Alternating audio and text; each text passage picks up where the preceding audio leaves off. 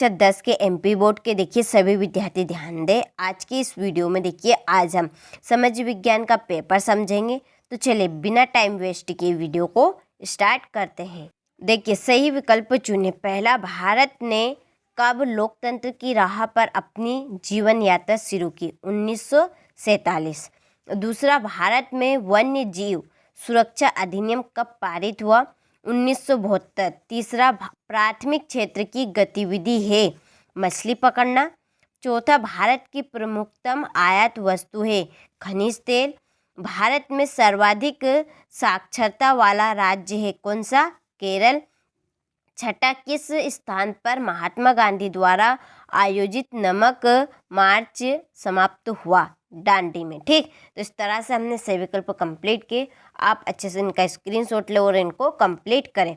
चलिए यहाँ से इंग्लिश मीडियम वाले स्क्रीनशॉट ले और आप भी अच्छे से इनको कंप्लीट करें। चलिए आगे का प्रश्न देखते हैं।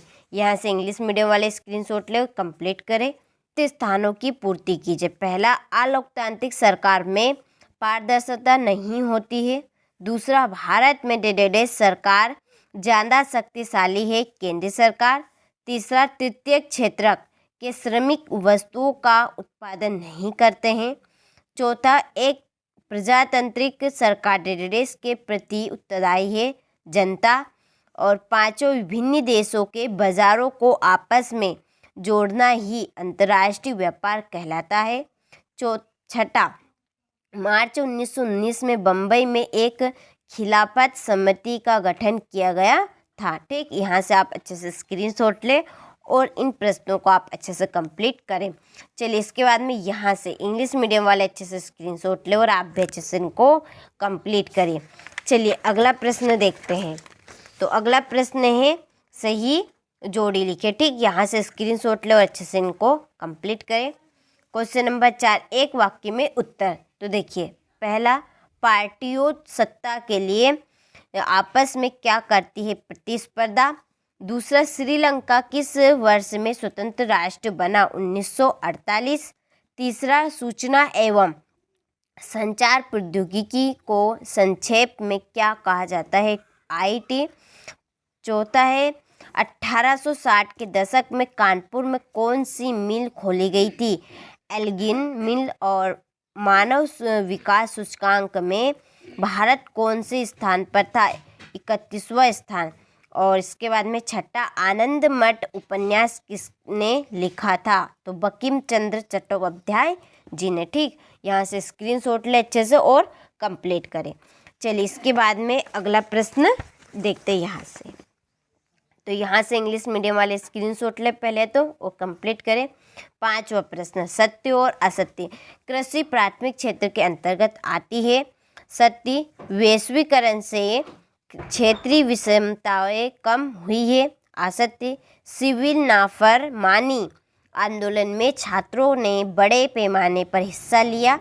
यह असत्य है। जनगणना में प्रत्येक वर्ष 10 वर्ष बाद सभी नागरिकों के धर्म को भी दर्ज किया जाता है। तो असत्य है। 5वां, बैंक जमा पर जो ब्याज देते हैं उससे ज़्यादा ब्याज ऋण कर लेते हैं। तो सत्य। लोकतंत्र में गलतियों को सुधारने की गुंजाइश नहीं होती है। तो असत्य। तो स्क्रीनशॉट आप यहाँ से सत्य असत्य को और कंप्लीट करें। इसके बाद में यहाँ से इंग्लिश मीडियम वाले अच्छे से स्क्रीनशॉट ले और आप अच्छे से इनको कंप्लीट करें। अगला प्रश्न चलिए देखते हैं। यहाँ से लाल मिट्टी एवं लेटेराइट मिट्टी में अंतर स्पष्ट कीजिए। 7वां प्रश्न, मृदा संरक्षण के प्रमुख तरीकों की व्याख्या कीजिए। 8वां प्रश्न, खरीफ रबी एवं जायद की फसलों को उदाहरण सहित समझाइए। 9वां प्रश्न, विनिर्माण उद्योग का क्या महत्व बताइए। परिवहन तथा संचार के साधनों में अंतर लिखिए। और यह है क्वेश्चन नंबर 11। यहाँ से ले अच्छे से स्क्रीनशॉट और कंप्लीट करें। इसके बाद में 12वां प्रश्न, प्रथम विश्व युद्ध में सहयोगी कौन से थे? स्टेपलर, फुलर तथा कॉर्डिंग से क्या आशय है? 14वां प्रश्न, प्लाटेन से क्या आशय है? और क्वेश्चन नंबर ये है 15। ठीक, यहाँ से स्क्रीनशॉट ले अच्छे से कंप्लीट करें। इसके बाद में है क्वेश्चन नंबर 16।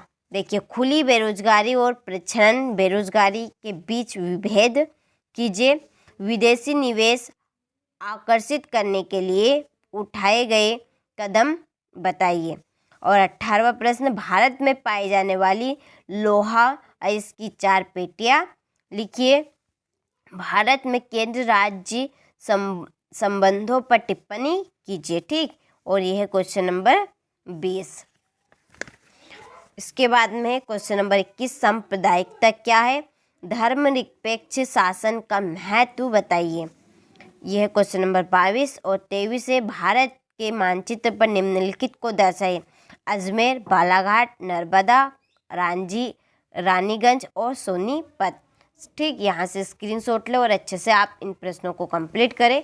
आज की इस वीडियो में देखिए, मैंने आपको समाज विज्ञान का सेट पेपर डी बताया है। सेट ए, बी, सी नहीं देखे तो आप चैनल पर जाकर चेकआउट कर सकते हैं। इन्हीं पेपर में से आपके प्रश्न आ रहे हैं। भरोसा रखिए, जैसे आपके गणित के, इंग्लिश के, विज्ञान के पेपर गए हैं, ऐसा का ऐसा आपका समाज विज्ञान का पेपर भी जाएगा।